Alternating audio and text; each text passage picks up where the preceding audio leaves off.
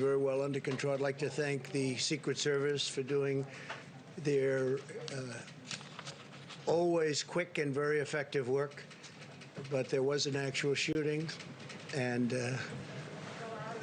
somebody's been taken to the hospital. I don't know the condition of the person. It seems that the person was shot by Secret Service. So we'll see what happens. And yeah, did you have something? No, there are no details. We just found out just now. It was outside of the White House, this area right over here. And they'll have details for you in a little while. Somebody is taken to the hospital. It seems that the shooting was done by law enforcement at that person, at the suspect. It was the suspect who was shot. And this just took place.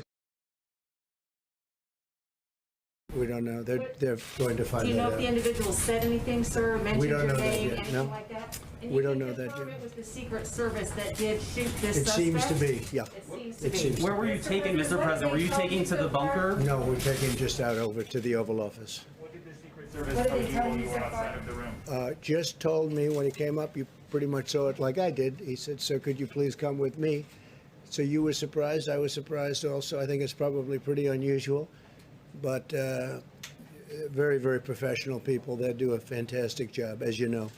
So it seems to me, it seems to be from what I was said, there was a shooting. It was law enforcement shot someone, seems to be the suspect, and the suspect is now on the way to the hospital.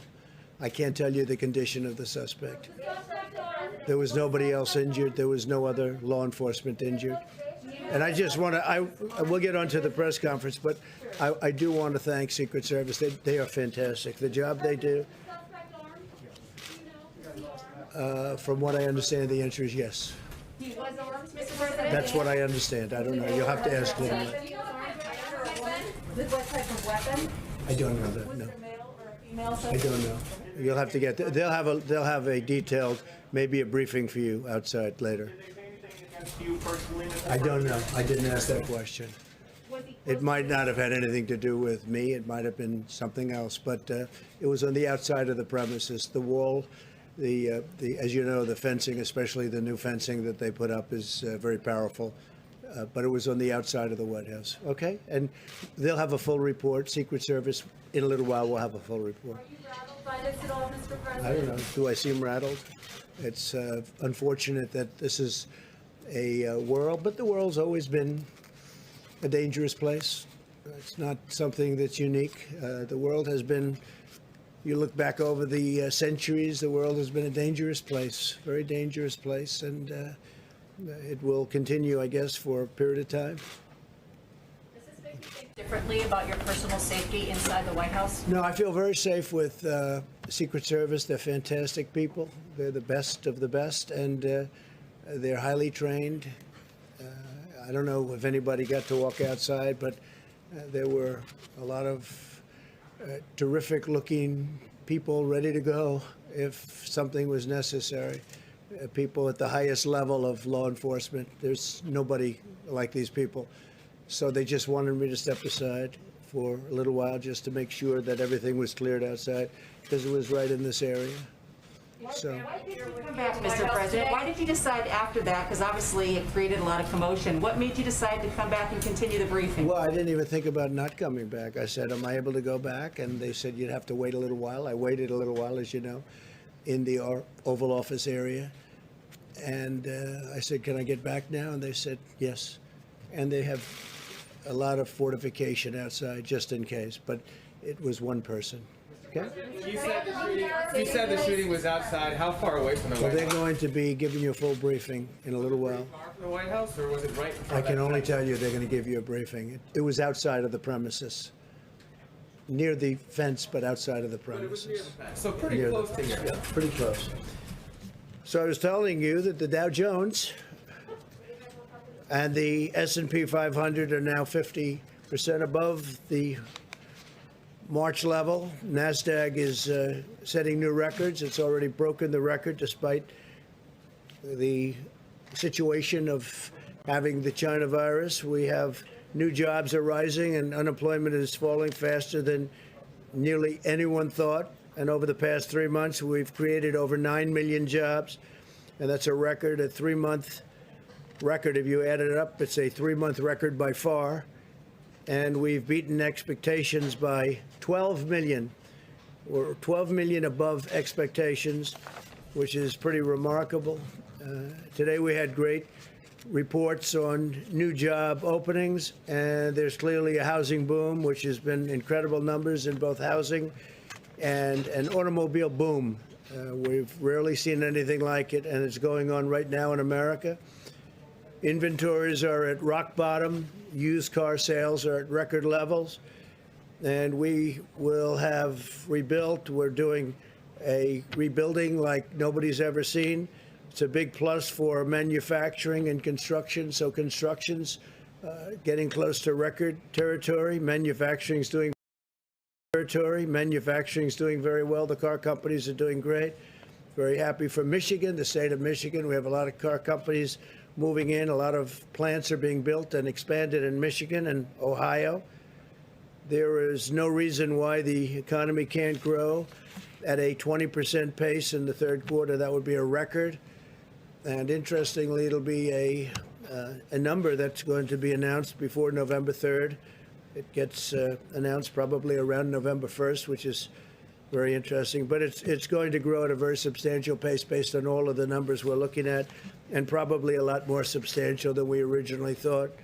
We're creating new incentives for work and jobs, and we're also providing much needed assistance to those who are still suffering from the effects of the pandemic contraction. And the contraction is now, while we have the pandemic, we have a lot of great things happening in terms of the vaccines and therapeutics, as you know, and I think we'll be making tremendous progress over the next period of a few months, and certainly before the end of the year. I think we'll have a vaccine before the end of the year, very substantially, and we may have a therapeutic resolvement very quickly, very, very quickly. And frankly, that's the one I'd rather have faster, because you'd go in, you'd give a transfusion or a shot to people that are very ill, and they'd be able to come out of the hospital the next day or a few days later. If the states participate in our core-sharing unemployment plan, we are going to be doing something very, very interesting with all of the things that we announced on Saturday. I don't have to repeat what they are. You know very well. And we've had some tremendous success already. If you look at what's happening with the stock market, and people are very thrilled at what we're doing. We'd like to get the Democrats to focus on other than what they're focusing on, which is a bailout of poorly running states. We have many great running states, states that are setting records, and let's see what happens with respect to that. But we're looking at also considering a capital gains tax cut, which would create a lot more jobs. So we're looking very seriously at a capital gains tax cut, and also at an income tax cut for middle income families.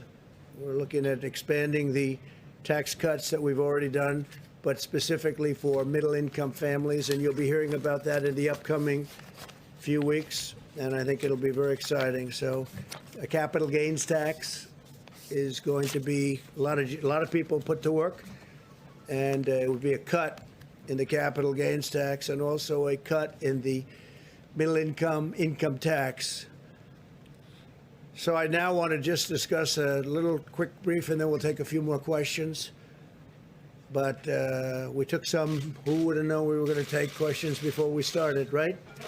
Is that right, Jennifer?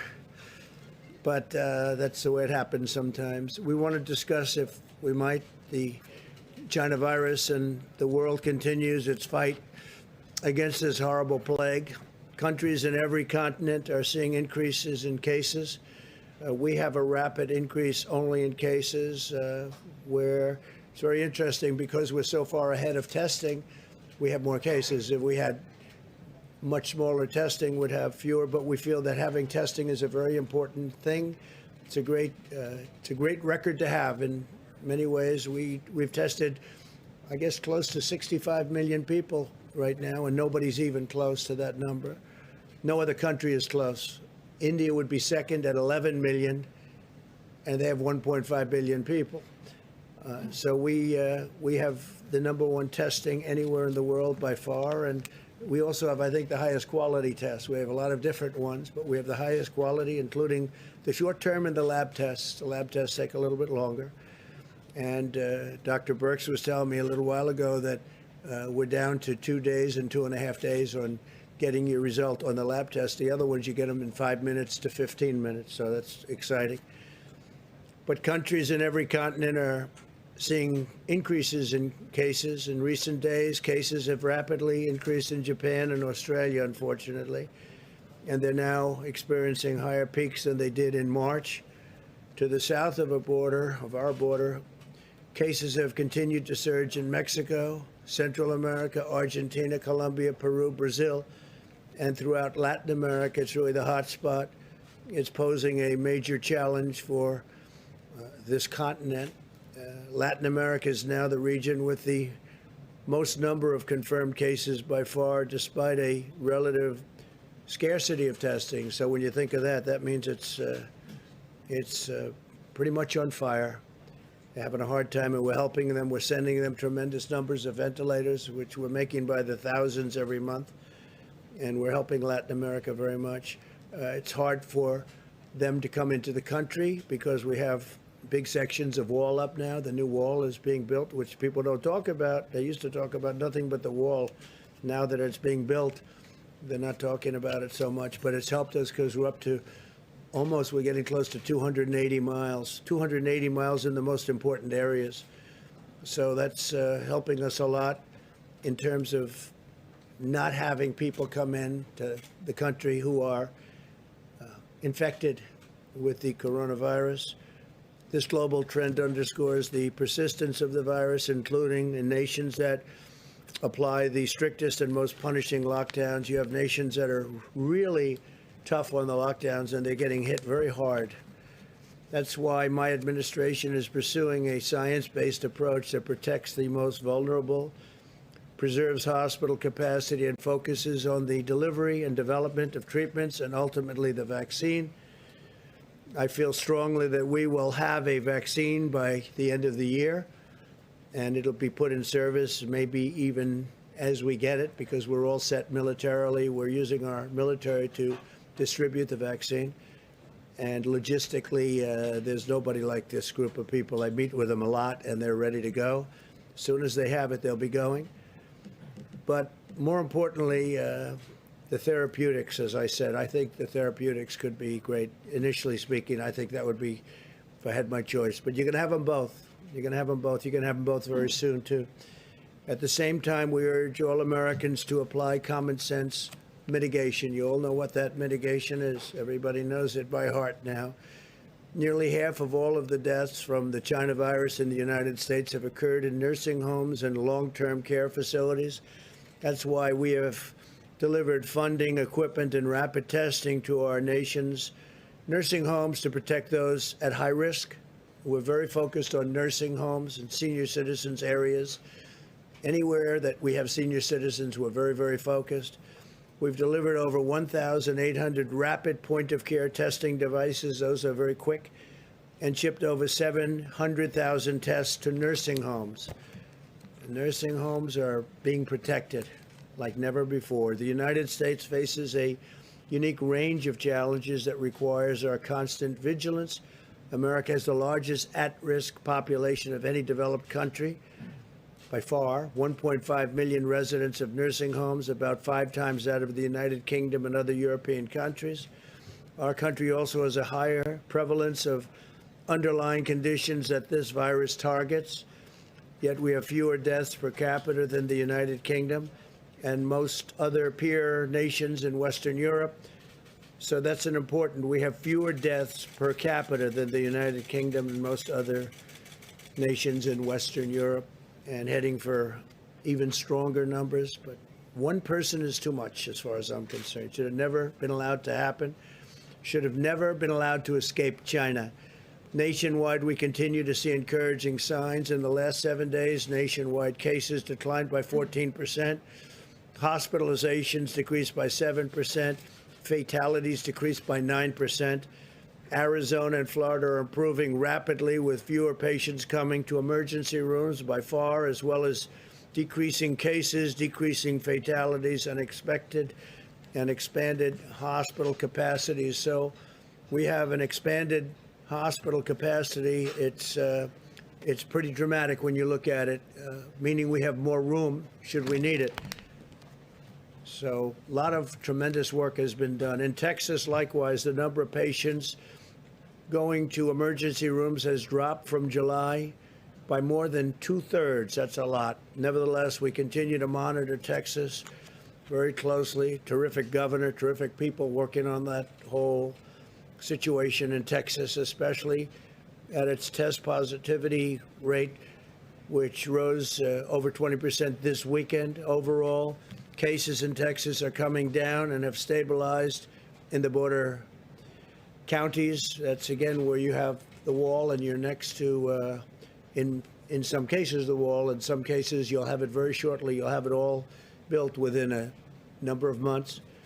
But those areas were hit very hard, and there are likely cases from Mexico that come in, back and forth from the border. They come in illegally. As doctors have found more effective ways to treat patients, the fatality rate continues to improve. Texas has 1/6 the fatality rate of New York and New Jersey that they had in April.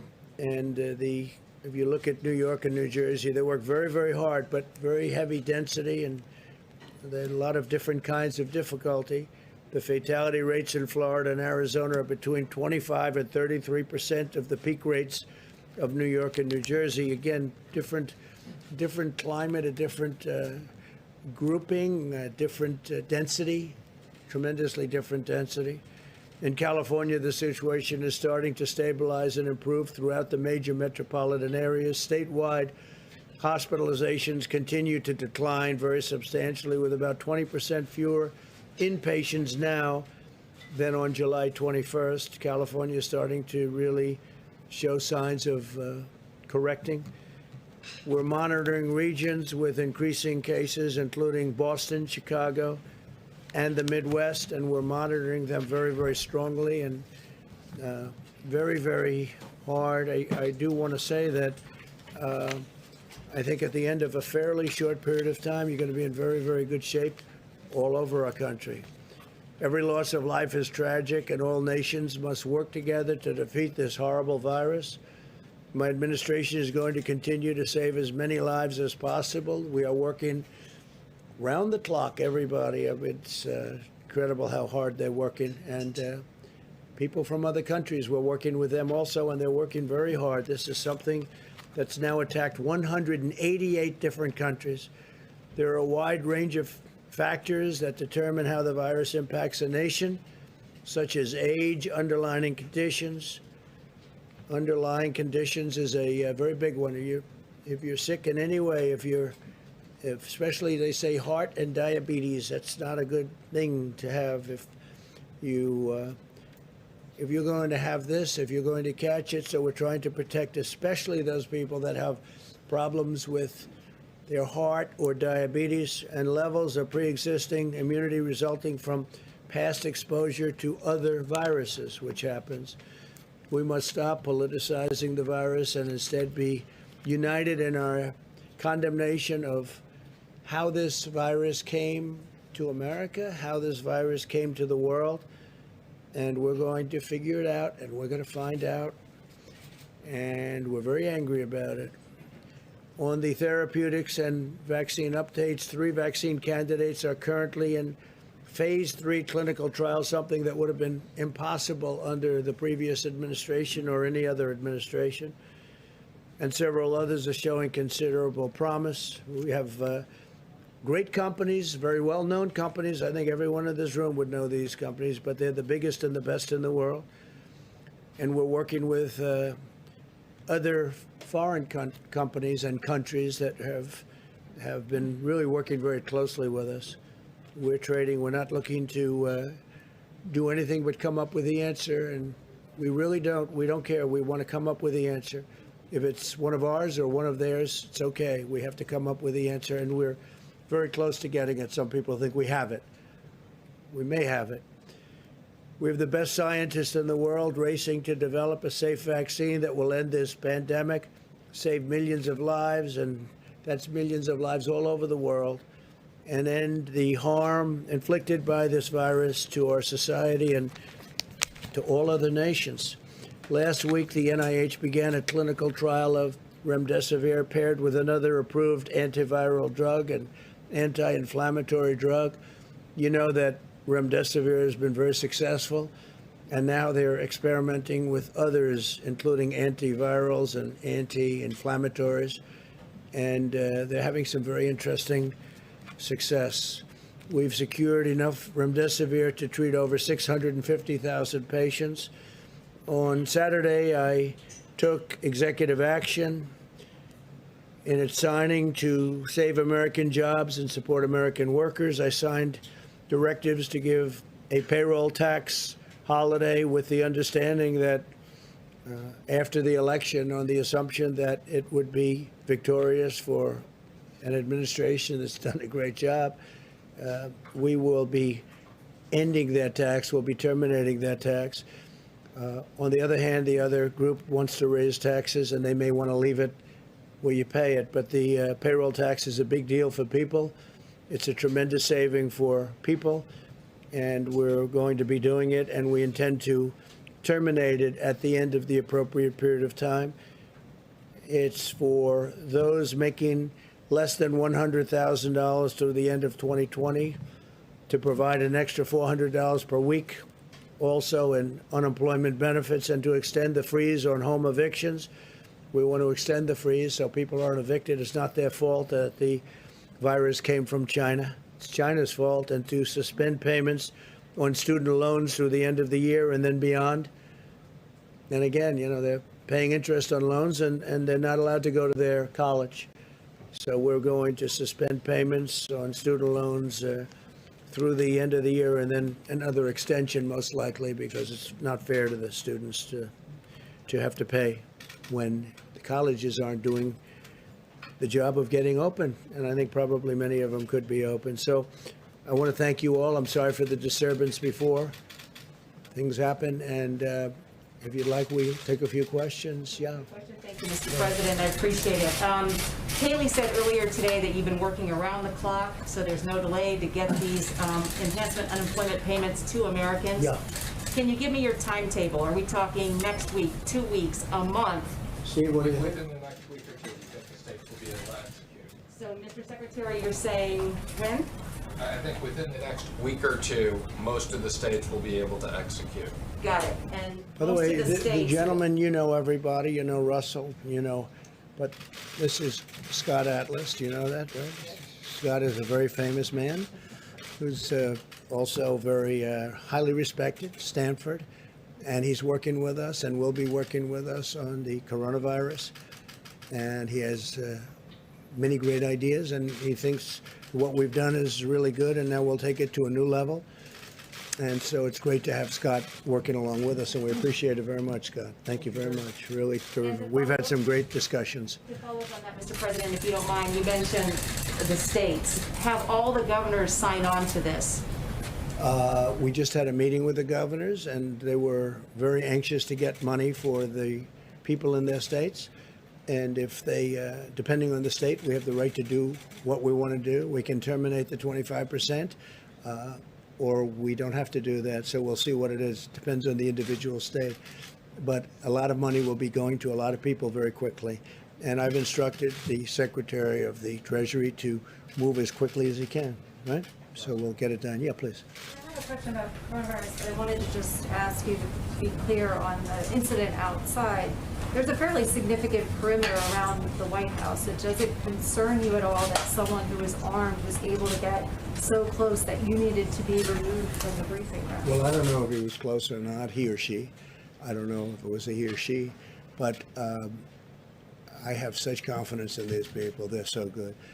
And I don't think the person breached anything. It was on the outside ground, so I don't believe anything was breached. I asked that question, so they were relatively far away. On coronavirus, 97,000 children tested positive for coronavirus in the last 2 weeks in July, according to the American Academy of Pediatrics. Does that give you any pause about schools reopening for in-person learning? Because they may have, as you would call it, a case, it may be a case, but it's also a case where there's a tiny fraction of death, tiny fraction, and they get better very quickly. Yeah, they may have it for a short period of time, but as you know, the seriousness of it in terms of what it leads to is extraordinarily small, very much less than 1%. Do you still Jonathan, believe that children are essentially immune? Yeah, I think that for the most part, they do very well. I mean, they don't get very sick. They don't catch it easily. They don't get very sick. And according to the people that I've spoken to, they don't transport it or transfer it to other people, or certainly not very easily. So, yeah, I think schools have to open. We want to get our economy going. We have incredible numbers despite this. If we could get this going, I think it's a very important thing for the economy to get the schools going. Jonathan, go ahead. Thank you, Mr. President. In Ohio a few days ago, you said, quote, Joe Biden has hurt God. He's against God. The Vice President has said that he's a man of deep Catholic faith, and he's credited for helping him endure some immense personal tragedy. So, sir, what did you mean by that when you say that Joe Biden has hurt God or is against God? Well, if you look at the manifesto that they've come up with, and if you look at their stance on religion and things having to do very importantly with aspects of religion and faith, I don't think a man of deep religion would be agreeing to the Bernie Sanders plan. You take a look at what they have in, and you can't put that into the realm of a religious group of people, I will say that. And I think it's one of the reasons why, if you look at polls, which I'm not a big believer in polls, if I was, I guess I wouldn't be standing here right now. And by the way, our poll numbers are going up very rapidly, as you know, and Joe's are going down very rapidly. He'll have to come out of the basement, it looks like, pretty soon, because that, it's one of those things. But no, if you look at the manifesto, I call it the manifesto. A lot of people are calling it the manifesto. My opinion, it's further left than where Bernie was before. So normally he'd be left and you'd bring it somewhere a little bit toward the center. But some of the things that they have down there, and I'm not only talking in terms of religion, I'm not talking even in terms of religion, but some of the things they have in the agreement made, and this was an agreement made by Bernie Sanders and Joe, it's a terrible thing. It would be a terrible thing for our country. It will destroy our country. We will go into a depression. We will put on regulation. We will double and triple taxes. It will be terrible for health care, just terrible. You'll have 180 million people lose their health care. It will be a terrible, terrible thing for our country. Okay, yeah, please, Jeff. Thank you, sir. I'd like to ask you a question about something you said in Bedminster as well. You said that you're planning to issue an executive order to ensure that health insurance companies prevent or cover people with pre-existing conditions, and you said that had never been done before, but that's not the case, because that is the law under the Affordable Care Act. So my question is, why do you need to issue an executive order for law that is already existing? But I didn't say. I said as an executive order. As you said as an executive order. It hasn't been done before. We want to be able to assure people that pre-existing condition is always taken care of. As you know, we've done tremendous things having to do with the individual mandate. We got rid of the individual mandate from Obamacare, which really ended Obamacare as it would be officially known, because the individual mandate was the biggest part. It was also the most unpopular part, where you pay for a terrible privilege of overpaying for insurance. You pay not to have to pay for your health care. And that was a disaster for people, and a very unpopular. That was called the individual mandate, and we terminated that, and officially terminated that. And that was something that we have been given thanks for by many, many people. But the individual mandate will always be with us. The individual mandate termination will always be. They can't start it up. In fact, I don't even believe, you'll have to tell me, I don't believe it's been challenged when we ended it. And pre-existing conditions, the Republicans are 100% there. And I'll be issuing at some point in the not too distant future a very strong statement on that, probably in the form of an executive order. Why do you need her to do an executive order if it's already a part of Just a existing double law? safety net, and just to let people know that the Republicans are totally, strongly in favor of pre-existing condition, taking care of people with pre-existing conditions. It's a signal to people. It's a second platform. We have pre-existing conditions will be taken care of 100% by Republicans and the Republican Party. I actually think it's a very important statement. Yes, please. Mr. President, do you still intend to try to hold an in-person G7 meeting in the United States at some point in August and September? And have you already sent out invitations to do so? No, we haven't sent out invitations. We're talking to them. As you know, I was on the phone with many of them yesterday with respect to Lebanon, which is truly one of the saddest, most catastrophic things I've ever seen. And they have no idea how many people have died. They're having revolution right now in that country. It's just a terrible thing. But I was yesterday, 8 o'clock in the morning. We had our time. We had a big teleconference call. Some of those people were there. I'm much more inclined to do it sometime after the election. We were going to do it in September. They'd like to do it.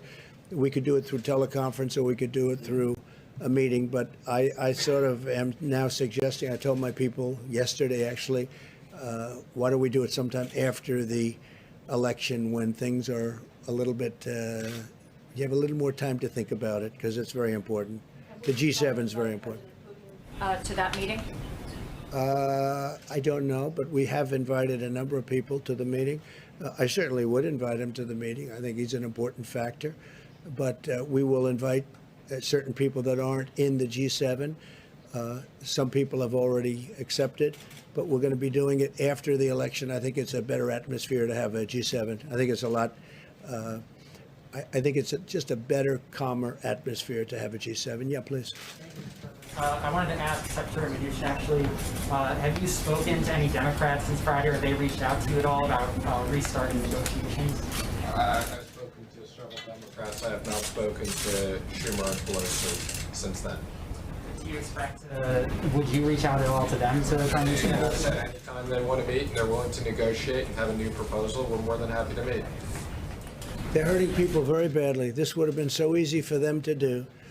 And I saw that Senator Schumer said today on a show, I don't know what show, but he said today on a show that we should meet, we should do something. But, you know, where has he been for, how many weeks have you been negotiating? Like 4?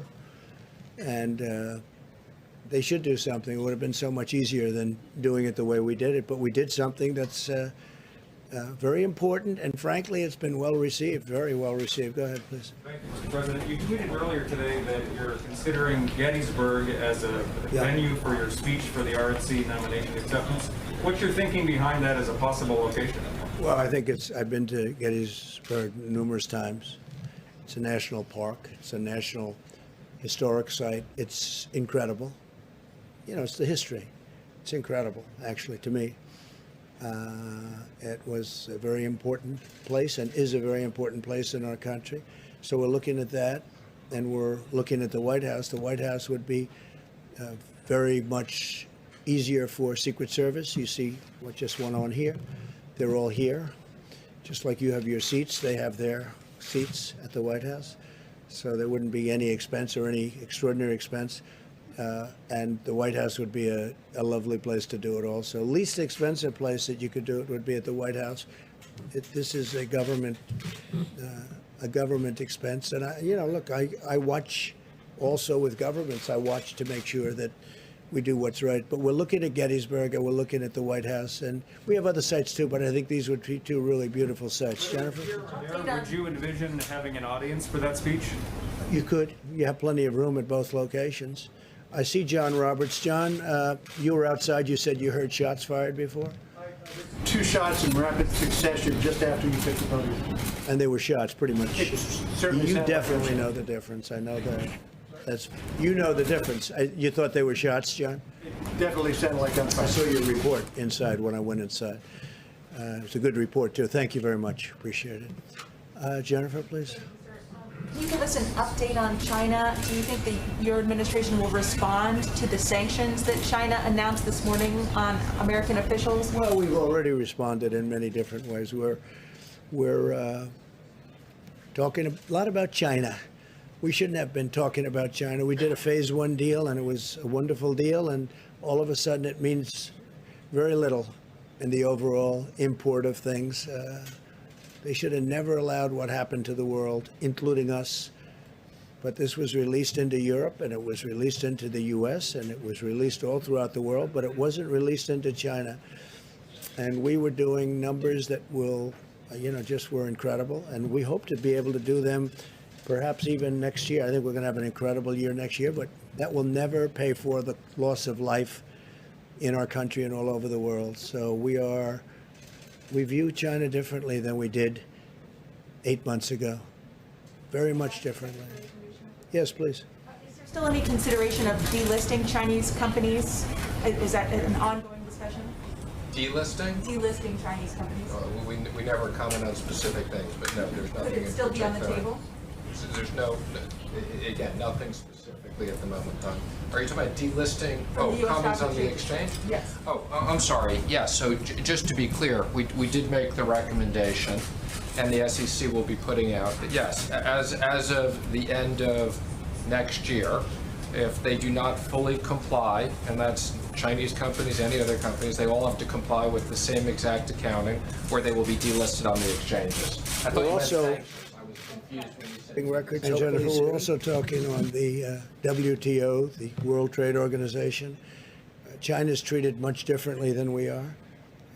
This should have been handled many years ago when it first happened, but they're treated as a nation that's developing. They're treated as what they call a developing nation, which gives them tremendous incentives and advantages over and above what the United States gets, and over and above what other countries get also. This is a developing nation? I don't think so. I don't think for purposes of what we're talking about it should be. And we are putting in, and we've already put in a request that China should no longer be declared a developing nation and have advantages over the U.S. And I told them that a year ago, and I told them that 2 years ago, and we put it in very powerfully, that they should not have advantages over other countries, frankly. And sure, they're not going to have any more advantages over. This should have been done record by numerous presidents a long time ago, because it gives them a tremendous boost over everybody else, and it's a very unfair situation. No, we are upset with China because of what they did. China was not good, and China will be, if you look at what's going to happen, whether it's Iran, Iran will make a deal with us in a month after the election's over if we win the election. But their greatest dream in the world is that Joe Biden wins, because they will own this country. China will own this country. North Korea will own this country. They will own our country. And they're all waiting to see the election. And if we have a win on November 3rd, we will have a deal with, in my opinion, Iran within 1 month.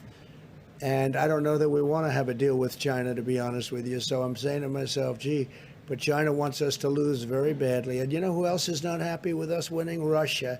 The phony people that tell the story, the fake news stories about Russia. It was just reported, the numbers. I raised $400 billion extra in NATO. You know that. It went from 130 to $400 billion. And that's a year in order to strengthen up NATO. Nobody says that. We became the biggest energy exporter. We are now, if you look at what we have, we're energy independent. So many different things. Our military is stronger than it ever was. We spent $2.5 trillion on our military. I exposed the terrible deal between Germany and Russia on the pipeline. Nobody even knew about the pipeline, Nord Stream 2. Nobody knew about it. Nobody talked about it. I said, what's this all about? So we protect Germany from Russia, and Germany pays Russia billions of dollars a year for energy, and it's a big portion of Germany's energy. If I was a person that was a German citizen, I would not be happy with that deal, because they're at a very big disadvantage. So, no, Russia would not be happy, and I can tell you that China would not be happy at all. We've taken in tens of billions of dollars. There's your head of the Treasury, Steve, right? We've taken in tens of billions of dollars from China. We never took 10 cents from China, never, not even 10 cents. And $28 billion we gave to our farmers because they were targeted by China. They were actually targeted. And we gave $28 billion compliments of China to our great farmers and ranchers because they were unfairly targeted by China in order to make a better deal with us. I said, we're not going to do that. We're going to, instead of making a better deal, we're going to tariff you at very high numbers, 25%, 10%, and actually numbers that could go up a lot. And we had a lot of money left over after giving the $28 billion to the farmers and ranchers and some others. Frankly, we had many billions of dollars left over, and we're still receiving that money. Even though we made the deal, we're still receiving that money. So if we win the election, we'll have deals with a lot of countries very fast. They're just waiting to see who wins because they are hoping that Joe Biden wins, Sleepy Joe. And if he wins, you know what's going to happen? China will own us. Our markets will crash. The 401ks will go down to practically nothing. Stocks will go down to practically nothing. Remember, stocks, these big companies, they're owned by millions of people that are carpenters and policemen and farmers and lots of other people. And they are the ones that benefit by having a good stock market, probably more than anybody else. But the 401ks, the stocks, the economy will be in a shambles. They want to raise taxes. They want to triple taxes. They want to raise the corporate tax, but they want to raise all taxes. Ultimately, they can't pay for what they want to do anyway. And what they're going to do is destroy your health care and destroy so many other things. We're going to have 180 million people that are so happy with their private health care, they're going to lose it under this crazy plan that these people are proposing. So you will have a crash like you've never seen before. And I've been very good at predicting these things. Yeah, please go ahead. Thank you, Mr. President. You just mentioned President Putin and the possibility of inviting him here because he's important. Your own Director of National Intelligence has said that Russia is currently planning or actually meddling in the election. Have you raised that directly with Putin ever? They said China, Russia, Iran, and probably others. But because of the fake news, they seem to think Russia plays the best. So what they do, it's all right. Well, I'm just saying the way the politicians look. The other day, they said the three countries. They said China and Russia and Iran. And some reporter got up and said, Russia is meddling. I said, well, didn't it mention China and Iran? Why didn't you mention them too? So I don't know. You know what I'm telling you? I'll tell you who's meddling in our elections. The Democrats are meddling by wanting and insisting on sending mail-in ballots where there's corruption all over the place. If you check what happened in New York, a small, relatively small race with Carolyn Maloney, and they called her the winner the other day because I was mentioning it at conferences and getting a lot of action on that statement. So they called her, they declared her the winner, and they have no idea who won. And the person, her opponent, is very angry. But they had mail-in voting, and they had hundreds and I think even thousands of ballots that are missing, that were fraudulent. Take a look at the Carolyn Maloney race. Take a look at Paterson, New Jersey. Take a look now at this one in Virginia, where they mailed out 500,000 applications, and they're going to people that aren't supposed to be getting an application. Yeah, please go ahead. Thank you, sir. Secretary Pompeo is heading to Europe again this week. Do you have any updates on when the travel restrictions with the EU are going to be lifted? It seems strange we're offering exemptions for professional athletes, but not the K-1 visa holders, the so-called. Well, we try and do the best we can. You have big sporting events, and that's good for our economy. That's good for us, and they do talk about certain exemptions, and they make sure everyone's perfectly tested and everyone comes in at 100%. But, you know, we do make certain accommodations because you do have star athletes, and that means a good thing for the country. That's economic development, et cetera. But we are working very closely with Europe and with other countries to see what's the best timing. Don't forget, I was the one that turned Europe off because they really they led the way. They led it much more so than we did. We were months following them. And in terms of they got hit earlier than we did, quite a bit earlier than we did. So I put the restrictions on Europe. I put the restrictions on China, which was a great thing to do. In retrospect, we're getting, I mean, that was a very important day. Dr. Fauci said that was one of the most important days. And a lot of people didn't want me to do it, but we first put a ban on anybody from China coming in, and then we put a ban on Europe coming in. But we're working very closely with Europe to see when that will all come off. Yeah, please. Press Confrence said if 160,000 people had died on President Obama's watch, do you think you would have called for his resignation? No, I wouldn't have done that. I think it's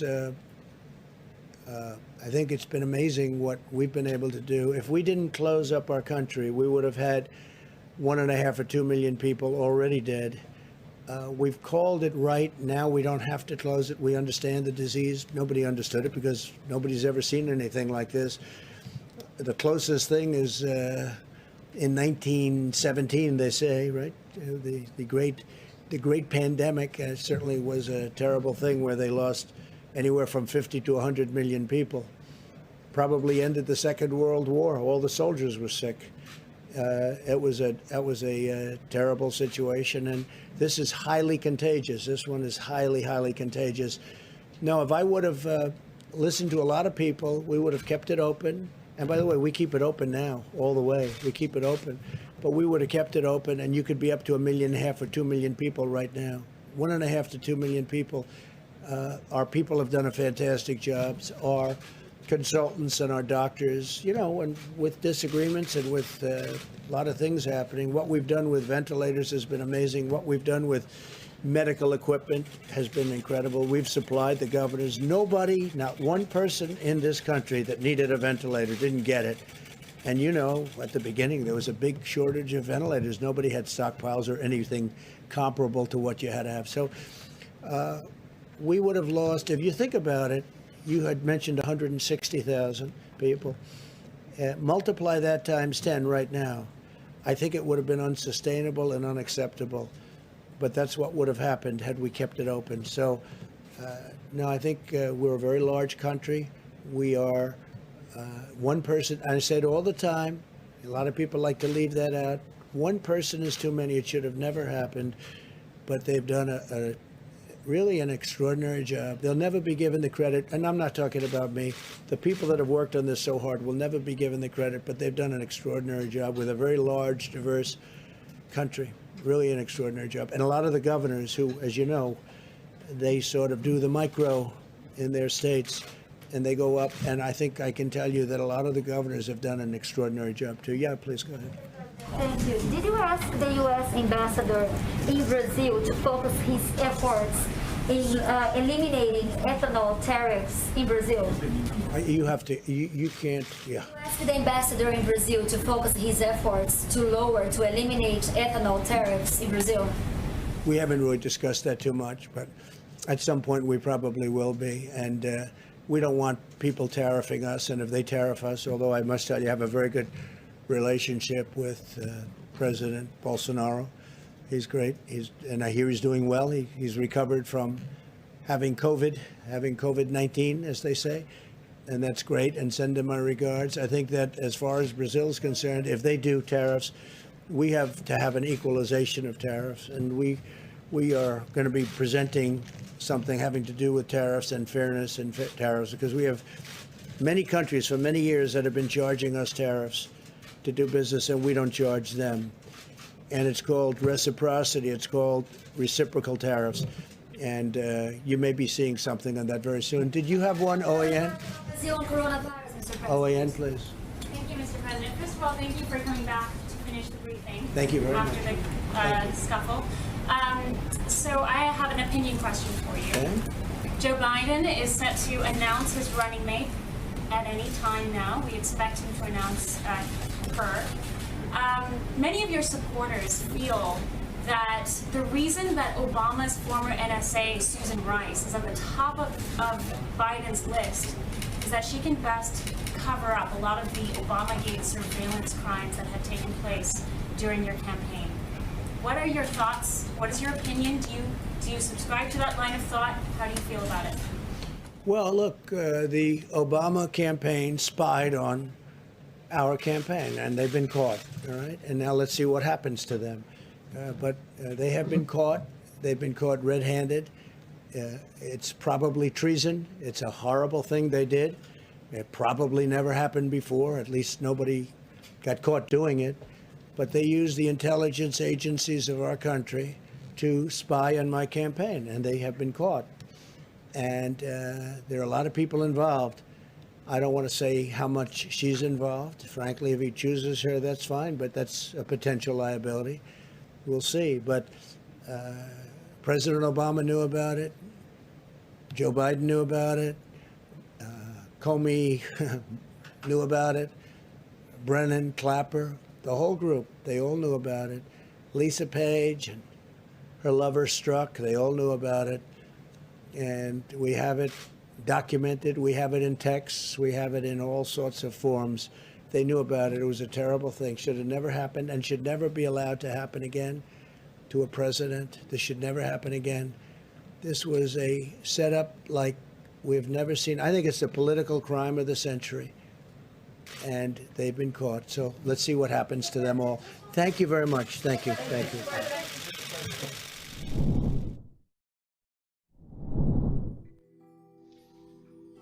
Okay, if you're just joining us,